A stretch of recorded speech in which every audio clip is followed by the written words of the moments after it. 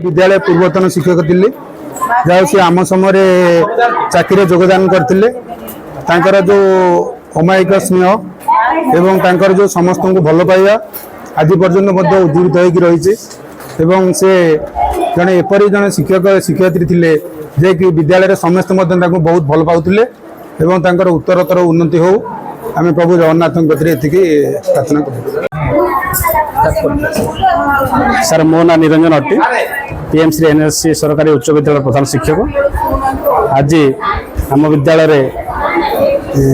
गोटे अवसर कांड संवर्धना सभा अनुष्ठित होता मुख्यतः यही सभार मुख्य आकर्षण थे आम विद्यालय भारप्राप्त प्रधान शिक्षयित्री विद्यालय वरिष्ठ शिक्षयित्री श्रीमती भगवती साहू जो व्यक्ति की यह विद्यालय सारा जीवन अर्थात 35 वर्ष ऊर्ध्व समय ये विद्यालय समर्पित जीवन सुचारू रूपे तुलाई अवसर से ग्रहण कर जीवन काल भितर अनेक छात्र छात्री यह विद्यालय पास करी बहुत उच्च पदवी में अवस्थापित होती कार्यकलाप प्रति निश्चित भाव विद्यालय चिरदिन अशेष मन रखिबो विद्यालय निश्चित भाव में आदर्श को माने आगू बढ़ी चलिए। शिक्षयित्री दीर्घ 36 शिक्षादान कर समस्ते भाई भाई भाया चलुलु आमर संपर्क भाई भाई भाया संपर्क आम कहार विरुद्ध कि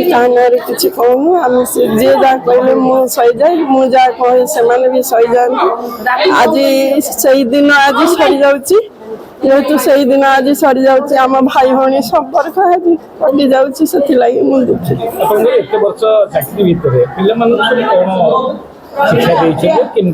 पिला शिक्षा दी कोर्स सहित केमी से भल मनीष हो पारे केमी भगवान को आश्रित हो पारे केमी से भक्ति भाव शिखी पारे ए सब शिक्षा दिखाई तथा भारप्राप्त प्रधान शिक्षक उच्च विद्यालय 90 मसीहा स्कूल आरंभ होगा दिन मुझे अच्छी मो पर भगवत मैडम आसी रही भगवत मैडम सबुठ भल गुण है जिते कथा कहले सी के राग दिले सब हस हस मुह तेणु सी आज विदाय दे आज मु ठीक वर्ष तले मु विदाय नहीं मो वर्ष पर ठीक से विदाय ने तेणु यही समय भितर मुझे जवाब दे मुझे निश्चय आसी तुम फंक्शन अवसर काल समय मुझे जोगदेवी विलम्ब हेल्ले मुझे ठीक समय जोगदे कोटि जेहतु से बयस सान तेणु मुझे आशीर्वाद कर जीवन उत्तरोत्तर जीवन अवस्कार पर उत्तरोत्तर जीवन सुखमय हो आनंदमय हो